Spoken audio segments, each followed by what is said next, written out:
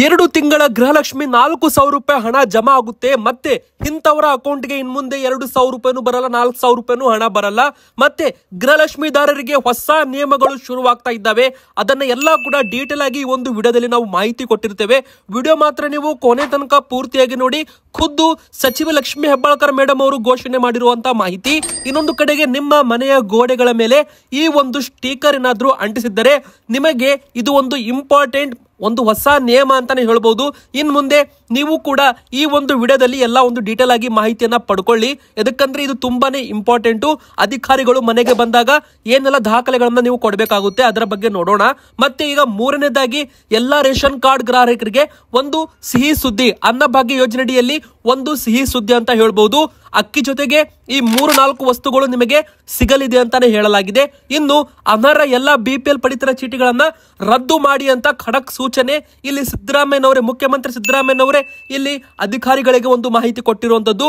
ಹಾಗೆ ಅನ್ನಭಾಗ್ಯ ಯೋಜನೆ ಫಲಾನುಭವಿಗಳಿಗೆ ಎಲ್ಲ BPL ಕಾರ್ಡ್ಗಾರರಿಗೆ ಒಂದು ಇಂಪಾರ್ಟೆಂಟ್ ಅಪ್ಡೇಟ್ ಕೂಡ ಇಲ್ಲಿ ಬಂದಿದೆ ವೀಕ್ಷಕರೇ. ಹೀಗಾಗಿ ನೀವು ವಿಡಿಯೋನ ಕೊನೆ ತನಕ ನೋಡಿದ್ರೆ ನಿಮಗೆ ಎಲ್ಲ ಡೀಟೇಲ್ ಆಗಿ ಮಾಹಿತಿ ಸಿಗುತ್ತೆ. ಮತ್ತೆ 30-40 ಸೈಟ್ ಮನೆಗಳಿಗೆ OCCC ವಿನಾಯಿತಿ ನೀಡೋದರ ಬಗ್ಗೆನೂ ಕೂಡ ಒಂದು ಸಿಹಿ ಸುದ್ದಿ. ಮತ್ತೆ ವಿದ್ಯುತ್ ಸಂಪರ್ಕ ಬಗ್ಗೆ ಆಗಿರ್ಬೋದು, ಮತ್ತೆ ಇಲ್ಲಿ OC ವಿನಾಯಿತಿ ಬಗ್ಗೆನೂ ಕೂಡ ಆಗಿರ್ಬೋದು, ಇದರ ಬಗ್ಗೆನೂ ಕೂಡ ಒಂದು ಅಪ್ಡೇಟ್ ಬಂದಿದೆ. ಸುಪ್ರೀಂ ಕೋರ್ಟ್ ಇಂದ ತೀರ್ಪು ಬಂದ ಮೇಲೆ ಇದು ತುಂಬಾನೇ ಚರ್ಚೆ ಆಗ್ತಾ ಇದೆ. ಕರ್ನಾಟಕ ಸರ್ಕಾರದಿಂದ ಸ್ವಂತ ಮನೆ ಹೊಂದಿದವರಿಗೆ ಒಂದು ಸಿಹಿ ಸುದ್ದಿ ಅಂತಾನೆ ಹೇಳ್ಬೋದು. ಇನ್ನೊಂದು ಕಡೆಗೆ ಆಭರಣ ಪ್ರಿಯರಿಗೆ, ಬಂಗಾರ ಪ್ರಿಯರಿಗೆ ಶಾಕ್ ಮೇಲೆ ಶಾಕ್ ಮೇಲೆ ಶಾಕ್ ಅಂತ ಹೇಳ್ಬೋದು. ಎದಕ್ಕಂದ್ರೆ 15 ದಿನದಲ್ಲಿ 15,000 ರೂಪಾಯಿಯಷ್ಟು ಬಂಗಾರದ ಬೆಲೆ ಏರಿಕೆ ಕಂಡಿದೆ ಅಂತಾನೆ ಹೇಳಲಾಗಿದೆ. 1,15,000 ಗಡಿಯತ್ತ ಸಾಗಿದೆ ಬಂಗಾರದ ಬೆಲೆ. ಮತ್ತು ಬೆಳ್ಳಿ ಬೆಲೆ 1,30,000 ರೂಪಾಯಿ 1 ಕೆಜಿಗೆ ಆಗಿರುವಂತದ್ದು. ಪ್ರತಿಯೊಂದು ಕರ್ನಾಟಕದಲ್ಲಿ ನಾಳೆಯಿಂದ ಎಲ್ಲಿ ಏನಾಗ್ತಾ ಇದೆ ಎಲ್ಲ ಡೀಟೇಲ್ ಆಗಿ ಮಾಹಿತಿ ನೋಡೋಣ. ಮತ್ತೆ ವಿದ್ಯಾರ್ಥಿ ವೇತನಕ್ಕೆ ಆಧಾರ್ ಕಾರ್ಡ್ ಕಡ್ಡಾಯ. ನಿಮ್ಮ ಮನೆಯಲ್ಲೂ ಕೂಡ ವಿದ್ಯಾರ್ಥಿಗಳು ಇದ್ರೆ, ಶಾಲೆಗೆ ಹೋಗೋ ವಿದ್ಯಾರ್ಥಿಗಳು ಇದ್ರೆ, ಸ್ಕಾಲರ್ಶಿಪ್ ಅಂದ್ರೆ ವಿದ್ಯಾರ್ಥಿಗಳಿಗೆ ಹಣ ಕೊಡುವ ಯೋಜನೆ, ಇದರ ಬಗ್ಗೆನೂ ಕೂಡ ಒಂದು ಹೊಸ ರೂಲ್ಸ್ ಇಲ್ಲಿ ಬಂದಿರುವಂತದ್ದು. ಈ ಒಂದು ವಿಡಿಯೋದಲ್ಲಿ ನಿಮಗೆ ಟಾಪ್ 7 ನ್ಯೂಸ್ಗಳ ಬಗ್ಗೆ ಒಂದು ಅಪ್ಡೇಟ್ ಅನ್ನ ಕೊಟ್ಟಿದ್ದೇವೆ. ಹೀಗಾಗಿ 7 ಹೊಸ ಸುದ್ದಿಗಳನ್ನ ನೋಡೋಕ್ಕಿಂತ ಮುಂಚೆ ನೀವು ಕೂಡ ವಿಡಿಯೋನ ಲೈಕ್ ಮಾಡಿಲ್ಲ ಅಂದ್ರೆ ಬೇಗನೆ ವಿಡಿಯೋಗೆ ಒಂದು ಲೈಕ್ ಮಾಡಿ. ಹಾಗೆ ನಮ್ಮ ಚಾನೆಲ್ಗೆ ಸಬ್ಸ್ಕ್ರೈಬ್ ಕೂಡ ಆಗ್ತಾ ಇರಿ. ಇನ್ನು ನೇಪಾಳದಲ್ಲಿ ಸೋಷಿಯಲ್ ಮೀಡಿಯಾ ಬ್ಯಾನ್ ಮತ್ತು ಕರಪ್ಷನ್ ಆಗಿರೋದ್ರಿಂದ ನೇಪಾಳದಲ್ಲಿ ಭುಗಿಲೆದ್ದ ಆಕ್ರೋಶ ಅಂತಾನೆ ಹೇಳ್ಬೋದು. ಮಾಜಿ ಪ್ರಧಾನಿ ಪತ್ನಿಯನ್ನ ಸುಟ್ಟು ಕೊಂದಿದ್ದಾರೆ ವೀಕ್ಷಕರೇ. ಹೌದು, ಇದು ಕೂಡ ಒಂದು ಶಾಕಿಂಗ್ ನ್ಯೂಸ್ ಅಂತಾನೆ ಹೇಳ್ಬೋದು. ನಮ್ಮ ಭಾರತದಲ್ಲಿ ನೆರೆಯ ದೇಶವಾದ ನೇಪಾಳದಲ್ಲಿ ಅಲ್ಲೋಲ ಕಲ್ಲೋಲವಾಗಿದೆ, ಆಕ್ರೋಶ ಭುಗಿಲೆದ್ದಿದೆ. ಮತ್ತೆ ಅಲ್ಲಿ ಏನಾಗ್ತಾ ಇದೆ, ಈಗ ಪರಿಸ್ಥಿತಿ ಯಾವ ತರ ಇದೆ ಅದನ್ನೆಲ್ಲ ಕೂಡ ನೋಡ್ತಾ ಹೋಗೋಣ. ಮೊದಲಿಗೆ ಗೃಹಲಕ್ಷ್ಮಿ ಯೋಜನೆಗಾರರಿಗೂ ಕೂಡ ಬಂಪರ್ ಗುಡ್ ನ್ಯೂಸ್ ಅಂತಾನೆ ಹೇಳ್ಬಹುದು. ಎದಕ್ಕಂದ್ರೆ 2,000 ಪ್ಲಸ್ 2,000 4,000 ರೂಪಾಯಿ ಹಣ ಜಮಾ ಆಗ್ತಾ ಇದೆ. ಅದನ್ನ ನೋಡೋಕ್ಕಿಂತ ಮುಂಚೆ ಮೊದಲಿಗೆ ಖುದ್ದು ಮುಖ್ಯಮಂತ್ರಿ ಸಿದ್ದರಾಮಯ್ಯನವರು ಘೋಷಣೆ ಮಾಡಿರುವಂತಹ ಒಂದು ಹೊಸ ಅಪ್ಡೇಟ್ಗಳ ಬಗ್ಗೆ ಎಲ್ಲಾ ರೇಷನ್ ಕಾರ್ಡ್ ಗ್ರಾಹಕರಿಗೆ ಇದು ಅನ್ವಯವಾಗುತ್ತೆ. ಮೊದಲಿಗೆ ಬಂದಿರೋ ಅಪ್ಡೇಟ್ ಏನಪ್ಪಾ ಅಂದ್ರೆ, ನಮ್ಮ ಕರ್ನಾಟಕ ರಾಜ್ಯದಂತ ಇನ್ ಮುಂದೆ ಎಲ್ಲಾ ಅನರ್ಹ BPL ಕಾರ್ಡ್ಗಳನ್ನ ರದ್ದು ಮಾಡಿ ಅಂತ ಖುದ್ದು ಮುಖ್ಯಮಂತ್ರಿ ಸಿದ್ದರಾಮಯ್ಯನವರು ಅಧಿಕಾರಿಗಳಿಗೆ ಒಂದು ಸೂಚನೆಯನ್ನ ಇಲ್ಲಿ ಕೊಟ್ಟಿರುವಂತದ್ದು. ಆದ್ರೆ ಇಲ್ಲಿ ಅರ್ಹ BPL ಪಡಿತರ ಕಾರ್ಡ್ಗಾರರಿಗೆ ಯಾವುದೇ ರೀತಿ ತೊಂದರೆ ಆಗಬಾರದು ಅಂತ ಇಲ್ಲಿ ಸೂಚನೆ ಕೂಡ ಕೊಟ್ಟಿದ್ದಾರೆ. ಅರ್ಹರು ಯಾರಾದ್ರೂ ಬಿಟ್ಟು ಹೋಗಿದ್ರೆ ಅವರಿಗೆ BPL ಕಾರ್ಡ್ ನೀಡಲು ತಕ್ಷಣವೇ ಕ್ರಮ ಕೈಗೊಳ್ಳಿ ಅಂತಾನೂ ಕೂಡ ಒಂದು ಗುಡ್ ನ್ಯೂಸ್ ಕೊಟ್ಟಿದ್ದಾರೆ. ಈಗಾಗಲೇ ಗುರುತು ಮಾಡಲಾಗಿರುವ ಅನರ್ಹ BPL ಪಡಿತರ ಚೀಟಿದಾರರ ಪೈಕಿ 3,65,000 ಪಡಿತರ ಚೀಟಿಗಳನ್ನ ರದ್ದು ಅಥವಾ APLಗೆ ವರ್ಗ ಬದಲಾವಣೆ ಮಾಡಲಾಗಿದೆ ಅಂತಾನೂ ಕೂಡ ಹೇಳಲಾಗಿದೆ. ಅಂದ್ರೆ ಕರ್ನಾಟಕದಲ್ಲಿ 3 ಲಕ್ಷಕ್ಕೂ ಹೆಚ್ಚು ಕಾರ್ಡುಗಳನ್ನ ರದ್ದು ಮಾಡಲಾಗಿದೆ. ಮತ್ತೆ ಒಂದು ಗುಡ್ ನ್ಯೂಸ್ ಏನಪ್ಪಾ ಅಂದ್ರೆ, ಅನ್ನಭಾಗ್ಯ ಯೋಜನೆ ಅಡಿಯಲ್ಲಿ ಅಕ್ಕಿ ಜೊತೆಗೆ ಪೌಷ್ಟಿಕ ಧಾನ್ಯ, ಅಗತ್ಯ ಆಹಾರ ಸಾಮಗ್ರಿಗಳನ್ನ ಒಳಗೊಂಡ ಕಿಟ್ ಒದಗಿಸುವ ಕುರಿತು ಪರಿಶೀಲನೆ ನಡೆಸಲಾಗುವುದು ಅಂತ ಅಧಿಕಾರಿಗಳಿಗೆ ಪ್ರಸ್ತಾವನೆ ಸಲ್ಲಿಸಿ ಅಂತ ಮಾಹಿತಿ ಕೊಟ್ಟಿದ್ದಾರೆ ವೀಕ್ಷಕರೇ. ಇದು ತುಂಬಾನೇ ಇಂಪಾರ್ಟೆಂಟ್ ಮಾಹಿತಿ. ಇನ್ ಮುಂದೆ BPL ಕಾರ್ಡ್ದಾರರಿಗೆ ಭರ್ಜರಿ ಸುದ್ದಿ ಅಂತಾನೆ ಹೇಳ್ಬಹುದು. ಎದಕ್ಕಂದ್ರೆ ಅಕ್ಕಿ ಜೊತೆಗೆ ಪೌಷ್ಟಿಕ ಆಹಾರ ಧಾನ್ಯ ಒಳಗೊಂಡ ಆಹಾರ ಕಿಟ್ ಕೂಡ ವಿತರಣೆ ಮಾಡೋದರ ಬಗ್ಗೆ ಪರಿಶೀಲನೆ ನಡೀತಾ ಇದೆ.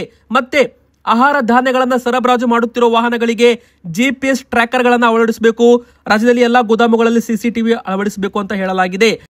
ಇಲ್ಲಿ ಅಷ್ಟು ಮಾತ್ರವಲ್ಲದೆ ಕಾಳಸಂತೆಯಲ್ಲಿ ಅಕ್ಕಿ ಮಾರಾಟ ಮಾಡೋರ ವಿರುದ್ಧ ಕಠಿಣ ಕ್ರಮ ತೆಗೆದುಕೊಳ್ಳಲಾಗುತ್ತೆ ಅಂತಾನೂ ಕೂಡ ಇಲ್ಲಿ ಹೇಳಲಾಗಿದೆ ವೀಕ್ಷಕರೇ. ಅಷ್ಟು ಮಾತ್ರವಲ್ಲದೆ ಶ್ರೀಮಂತರು ಅನರ್ಹ ಪಡಿತರ ಚೀಟಿದಾರರಿಗೆ ಶಾಕ್ ಮೇಲೆ ಶಾಕ್ ಅಂತಾನೆ ಹೇಳ್ಬೋದು. ಒಟ್ಟು 12 ಲಕ್ಷ ಅನರ್ಹ ಪಡಿತರ ಚೀಟಿದಾರರಲ್ಲಿ 3,65,000 ಕಾರ್ಡುಗಳನ್ನ ಈಗ ರದ್ದು ಮಾಡಲಾಗಿದೆ ಅಂತಾನೂ ಕೂಡ ಇಲ್ಲಿ ಮಾಹಿತಿ ಖುದ್ದು ಮುಖ್ಯಮಂತ್ರಿ ಸಿದ್ದರಾಮಯ್ಯನವರು ಇಲ್ಲಿ ಮಾಹಿತಿಯನ್ನ ಕೊಟ್ಟಿರುವಂತದ್ದು. ಇನ್ನು ಎರಡನೇದಾಗಿ ಗೃಹಲಕ್ಷ್ಮಿ ಯೋಜನೆ ಬಗ್ಗೆನೂ ಕೂಡ ದೊಡ್ಡ ಒಂದು ಅಪ್ಡೇಟ್ ಇಲ್ಲಿ ಸಿಕ್ಕಿದೆ. ಹೌದು, ಅದೇನಪ್ಪಾ ಅಂದ್ರೆ ಈಗಾಗಲೇ ಖುದ್ದು ಸಚಿವೆ ಲಕ್ಷ್ಮೀ ಹೆಬ್ಬಾಳ್ಕರ್ ಅವರು ಒಂದು ಗುಡ್ ನ್ಯೂಸ್ ಕೂಡ ಕೊಟ್ಟಿದ್ದಾರೆ. ಮತ್ತೆ ಇಲ್ಲಿ ಜೂನ್ ತಿಂಗಳವರೆಗೂ ಹಣವನ್ನ ಎಲ್ಲರ ಖಾತೆಗೂ ಜಮೆ ಮಾಡಿದ್ದೇವೆ ಅಂತ ಮತ್ತೊಮ್ಮೆ ಇಲ್ಲಿ ಘೋಷಣೆ ಮಾಡಿದ್ದಾರೆ. ನಿಮಗೂ ಕೂಡ ಈಗಾಗಲೇ ಜೂನ್ ತಿಂಗಳವರೆಗೂ ಹಣ ಬಂದಿದ್ದರೆ ಕಮೆಂಟ್ ಅಲ್ಲಿ ಎಸ್ ಅಂತ ಕಮೆಂಟ್ ಮಾಡಿ, ಬಂದಿಲ್ಲ ಅಂದ್ರೆ ನೋ ಅಂತ ಕಮೆಂಟ್ ಮಾಡಿ. ಇನ್ನು ಎರಡನೇದಾಗಿ ಇಲ್ಲಿವರೆಗೂ ನಾವು 42,000 ರೂಪಾಯಿ ಗೃಹಲಕ್ಷ್ಮಿಯರ ಅಕೌಂಟ್ಗೆ ಜಮೆ ಮಾಡಿದ್ದೇವೆ ಅಂತಾನೂ ಕೂಡ ಒಂದು ಹೇಳಿಕೆ ಕೊಟ್ಟಿದ್ದಾರೆ. ಪಕ್ಕದ ಮಹಾರಾಷ್ಟ್ರ ರಾಜ್ಯದಲ್ಲಿ 2,000 ರೂಪಾಯಿ ಕೊಡ್ತೀವಿ ಅಂತ ಹೇಳಿ 1,500 ರೂಪಾಯಿ ಅದು 2 ತಿಂಗಳು ಕೊಟ್ಟು ಯೋಜನೆ ಬಂದ್ ಮಾಡಿದ್ರು. ಆದ್ರೆ ನಾವು ಕಾಂಗ್ರೆಸ್ ಗ್ಯಾರಂಟಿ ಕೊಟ್ಟ ಮಾತಿನಂತೆ ಇಲ್ಲಿವರೆಗೂ 21ನೇ ಕಂತು 42,000 ರೂಪಾಯಿವರೆಗೂ ಹಣವನ್ನ ಹಾಕಿದ್ದೇವೆ. ಇನ್ನು 2 ಕಂತು ಬಾಕಿ ಇದೆ. ಸೊ ಆ ಒಂದು ಹಣವನ್ನು ಕೂಡ ಶೀಘ್ರದಲ್ಲೇ ಬಿಡುಗಡೆ ಮಾಡಿ ಜಮೆ ಮಾಡೋ ಪ್ರಕ್ರಿಯೆಯನ್ನ ನಡೀತಾ ಇದೆ. ಒಟ್ಟು 1,24,00,000 ಫಲಾನುಭವಿಗಳಿಗೆ ಹಣ ಹಾಕುವುದು ಅಂದ್ರೆ ಸುಲಭದ ಮಾತಲ್ಲ. ಆದ್ರೆ ನಮ್ಮ ಸರ್ಕಾರ ಹಾಕ್ತಾ ಇದೆ ಅಂತ ಸಚಿವೆ ಲಕ್ಷ್ಮೀ ಹೆಬ್ಬಾಳ್ಕರ್ ಮೇಡಮ್ ಅವರು ಮಾಹಿತಿ ಕೊಟ್ಟಿರುವಂತದ್ದು. ಇನ್ನು ಮೂರನೇದಾಗಿ ಬೆಳಗಾವಿ ಜಿಲ್ಲೆಯಲ್ಲಿ ಅತಿ ಹೆಚ್ಚು ಫಲಾನುಭವಿಗಳು ಇದ್ದಾರೆ. ಸೊ ಬೆಳಗಾವಿ ಜಿಲ್ಲೆಯಲ್ಲಿ 4,000 ಕೋಟಿಗೂ ಹೆಚ್ಚು ಹಣವನ್ನ ವರ್ಗಾವಣೆ ಮಾಡಲಾಗಿದೆ ಗೃಹಲಕ್ಷ್ಮಿಯರ ಅಕೌಂಟ್ಗೆ ಅಂತಾನೂ ಕೂಡ ಇಲ್ಲಿ ಹೇಳಲಾಗಿದೆ. ಶೀಘ್ರದಲ್ಲೇ ನಿಮಗೆ ಈ ಒಂದು ಗೃಹಲಕ್ಷ್ಮಿ ಯೋಜನೆ ಅಂದ್ರೆ ದಸರಾ ನವರಾತ್ರಿ ಹಬ್ಬದ ವೇಳೆಗೆ ಗೃಹಲಕ್ಷ್ಮಿಯ 2 ಕಂತು ಹಣ ಬಂದು ಸೇರಲಿದೆ ಅಂತ ಹೇಳಲಾಗಿದೆ. ಬನ್ನಿ ವೀಕ್ಷಕರೀಗ ಎರಡನೇ ಮತ್ತೊಂದು ಟಾಪ್ ಬ್ರೇಕಿಂಗ್ ನ್ಯೂಸ್ ಏನಂತ ನೋಡೋಣ. ಎಲ್ಲಾ ವಿದ್ಯಾರ್ಥಿಗಳಿಗೂ ಕೂಡ ಒಂದು ಸಿಹಿ ಸುದ್ದಿ ಅಂತ ಹೇಳ್ಬಹುದು. ವಿದ್ಯಾರ್ಥಿ ವೇತನಕ್ಕೂ ಕೂಡ ಇಲ್ಲಿ ಆಧಾರ್ ಜೋಡಣೆ ಕಡ್ಡಾಯ. ಈ ಮೂಲಕ ಅನರ್ಹ ವಿದ್ಯಾರ್ಥಿಗಳಿಗೂ ಕೂಡ ಇನ್ಮುಂದೆ ಸ್ಕಾಲರ್ಶಿಪ್ ಸಿಗಲ್ಲ. ತುಂಬಾ ಜನ ಫೇಕ್ ಡಾಕ್ಯುಮೆಂಟ್ಸ್ ಕೊಟ್ಟು ಈ ಒಂದು ವಿದ್ಯಾರ್ಥಿ ವೇತನವನ್ನ ಪಡೆದುಕೊಳ್ತಾರೆ.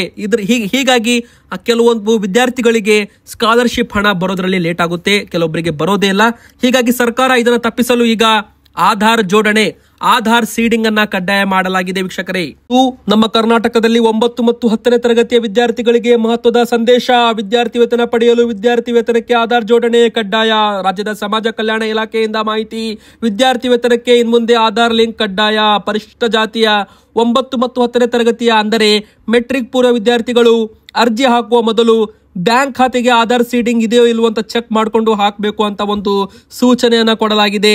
ಯಾರ್ದು ಬ್ಯಾಂಕ್ಗೆ ಆಧಾರ್ ಸೀಡಿಂಗ್, ಆಧಾರ್ ಲಿಂಕ್ ಇರೋದಿಲ್ವೋ ಅಂತವರಿಗೆ ಸ್ಕಾಲರ್ಶಿಪ್ ಸಿಗೋದು ಡೌಟ್ ಅಂತಾನೆ ಹೇಳ್ಬಹುದು. ಎದಕ್ಕಂದ್ರೆ ಈಗಾಗಲೇ ಈ ಒಂದು ಮಾಹಿತಿಯನ್ನ ಸಮಾಜ ಕಲ್ಯಾಣ ಇಲಾಖೆ ವತಿಯಿಂದ ಬಿಡುಗಡೆ ಮಾಡಲಾಗಿದೆ. ನೀವು ಕೂಡ ಸ್ಕ್ರೀನ್ ಮೇಲೆ ನೋಡ್ತಾ ಇರಬಹುದು ವೀಕ್ಷಕರೇ. ಇಲ್ಲಿ 9 ಮತ್ತು 10ನೇ ತರಗತಿ ವಿದ್ಯಾರ್ಥಿಗಳಿಗೆ, ಅದರಲ್ಲೂ ಇದು ಇಂಪಾರ್ಟೆಂಟ್ ಆಗಿ ಬಂದು ಪರಿಶಿಷ್ಟ ಜಾತಿಯ 9 ಮತ್ತು 10ನೇ ತರಗತಿ ವಿದ್ಯಾರ್ಥಿಗಳಿಗೆ ಅಂತಾನು ಕೂಡ ಇಲ್ಲಿ ಹೇಳಲಾಗಿದೆ ವೀಕ್ಷಕರೇ. ಬನ್ನಿ ಈಗ ಇನ್ನೊಂದು ಬಿಗ್ ಅಪ್ಡೇಟ್ ಕೂಡ ಬರ್ತಾ ಇದೆ. ಅರಿವು ಯೋಜನೆಯಡಿಯಲ್ಲಿ ಸಾಲ ಕೂಡ ಸಿಗಲಿದೆ. 1 ಲಕ್ಷ ರೂಪಾಯಿವರೆಗೂ ಶೈಕ್ಷಣಿಕ ಸಾಲವನ್ನ ನೀವು ಪಡೆದುಕೊಳ್ಳಬಹುದು. ಅದು ಕೂಡ 2% ಬಡ್ಡಿ ದರದಲ್ಲಿ ಅಂತ ಹೇಳಲಾಗಿದೆ. 36 ತಿಂಗಳುಗಳಲ್ಲಿ ನೀವು ಅದನ್ನ ರೀಪೇಮೆಂಟ್ ಮಾಡಬಹುದು. ಮತ್ತೆ ಕೇವಲ 2% ಬಡ್ಡಿ ದರದಲ್ಲಿ ಇಲ್ಲಿ ಸಿಗ್ತಾ ಇರುವುದು ದೊಡ್ಡ ಒಂದು ಸಿಹಿ ಸುದ್ದಿ ಅಂತ ಹೇಳ್ಬಹುದು. ಶೈಕ್ಷಣಿಕ ಸಾಲಕ್ಕಾಗಿ ಯಾರಾದ್ರೂ ವೇಟ್ ಮಾಡ್ತಾ ಇದ್ರೆ ನಿಮಗೆ ಅರಿವು ಯೋಜನೆ ಒಂದು ಬೆಸ್ಟ್ ಚಾಯ್ಸ್ ಆಗಲಿದೆ. ಯಾಕಂದ್ರೆ ಈ ಒಂದು ಅರಿವು ಯೋಜನೆಯಡಿಯಲ್ಲಿ 2% ಬಡ್ಡಿ ದರದಲ್ಲಿ 1 ಲಕ್ಷ ರೂಪಾಯಿವರೆಗೂ ಇಲ್ಲಿ ಸಾಲವನ್ನ ನೀಡಲಾಗ್ತಾ ಇದೆ. ಕರ್ನಾಟಕ ಆರ್ಯ ವೈಶ್ಯ ಸಮುದಾಯ ಅಭಿವೃದ್ಧಿ ನಿಗಮದಿಂದ ಇದನ್ನ ಬಿಡುಗಡೆ ಮಾಡಲಾಗ್ತಾ ಇದ್ದು ಇದನ್ನ ನೀವು ಲಾಭ ಪಡೆದುಕೊಳ್ಳಬಹುದು. ಇನ್ನೊಂದು ಕಡೆಗೆ ಬನ್ನಿ ಈಗ ಇನ್ನೊಂದು ಅಪ್ಡೇಟ್ ಬಂದಿದೆ. ಬಂಗಾರದ ಬೆಲೆಗೆ ಲಗಾಮೆ ಇಲ್ಲ. ಕುದುರೆ ರೇಸ್ ತರ ಓಡ್ತಾ ಇದೆ ಬಂಗಾರದ ಬೆಲೆ. ಹೌದು ವೀಕ್ಷಕರೇ, ರಾಕೆಟ್ ವೇಗ ಸಿಕ್ಕಿದೆ ಅಂತಾನೆ ತಿಳ್ಕೊಳ್ಳಿ. ಬಂಗಾರದ ಬೆಲೆ ಈಗ 1,11,500 ರೂಪಾಯಿ ಪ್ಲಸ್ 3% GST ಆಡ್ ಮಾಡಿದ್ರೆ 1,14,000 ರೂಪಾಯಿಗೆ ಬಂದು ತಲುಪಿದೆ. 10 ಗ್ರಾಮ್ 24 ಕ್ಯಾರೆಟ್ ಚಿನ್ನದ ದರ. ಇನ್ನೊಂದು ಕಡೆಗೆ ಇಲ್ಲಿ 22 ಕ್ಯಾರೆಟ್ ಚಿನ್ನ 90,000 ರೂಪಾಯಿ ಇದ್ದದ್ದು 1,01,300 ರೂಪಾಯಿ ಇಲ್ಲಿ ಆಗಿರುವಂತದ್ದು ಭಾರಿ ಶಾಕ್ ಕೊಟ್ಟಿದೆ ಅಂತಾನೆ ಹೇಳ್ಬಹುದು. ಈಗ ಇನ್ನೊಂದು ಬೆಳ್ಳಿ ದರಕ್ಕೂ ಕೂಡ ಇಲ್ಲಿ 1,30,000 ರೂಪಾಯಿ 1 kg ಮೇಲೆ ಆಗಿದೆ ವೀಕ್ಷಕರೇ. ಅಂದರೆ ಇದು ಹೋದ ತಿಂಗಳಕ್ಕೆ ನೀವು ಕಂಪೇರ್ ಮಾಡಿದರೆ 1 kg ಬೆಳ್ಳಿ ದರ 95,000 ರೂಪಾಯಿ ಇತ್ತು. ಆದ್ರೆ ಈ ತಿಂಗಳಲ್ಲಿ ಅಂದ್ರೆ 15 ದಿನದಲ್ಲಿ 30,000 ರೂಪಾಯಿ ಏರಿಕೆ ಕಂಡಿದೆ. ಒಂದು ಕಡೆಗೆ 30 ದಿನದಲ್ಲಿ 10,000 ರೂಪಾಯಿ ಬಂಗಾರ ಏರಿಕೆ ಕಂಡಿದ್ದರೆ ಬೆಳ್ಳಿ ದರ 1 kg ಮೇಲೆ 30,000 ರೂಪಾಯಿ ಏರಿಕೆ ಕಂಡಿದೆ. ಬಂಗಾರಕ್ಕೆ ಕಂಪೇರ್ ಮಾಡಿದರೆ ಬೆಳ್ಳಿ ರೇಟ್ ಬಂಗಾರಕ್ಕಿಂತ ಹೆಚ್ಚು ದುಬಾರಿ ಆಗ್ತಾ ಇದೆ ಅಂತಾನೆ ತಿಳ್ಕೊಳ್ಳಿ. ಆದ್ರೆ ವೀಕ್ಷಕರೇ, ನಮ್ಮ ಒಂದು ಭಾರತದ ಕರೆನ್ಸಿ ವೀಕ್ ಆಗ್ತಾ ಇದೆ. ಡಾಲರ್ ಎದುರು ಕರೆನ್ಸಿ ವೀಕ್ ಆಗ್ತಾ ಇದೆ. ಬಂಗಾರ ಖರೀದಿ ಮಾಡುವಾಗ ಭಾರತಕ್ಕೆ ಹೆಚ್ಚು ಅಮೌಂಟ್ ಕೊಡಬೇಕಾಗುತ್ತದೆ ಬೇರೆ ದೇಶದಿಂದ ಇಂಪೋರ್ಟ್ ಮಾಡುವಾಗ. ಸೊ ಇಲ್ಲಿ ಬಂಗಾರದ ಬೆಲೆ ಏರಿಕೆ ಆಗ್ತಾ ಇದೆ ಅಂತ ಹೇಳಲಾಗಿದೆ. ಬನ್ನಿ ವೀಕ್ಷಕರೇ, ಇನ್ನೊಂದು ಬಿಗ್ ಅಪ್ಡೇಟ್. ಈಗ 30-40 ಸೈಟ್ಗಳಲ್ಲಿ ಓಸಿ ವಿನಾಯಿತಿ.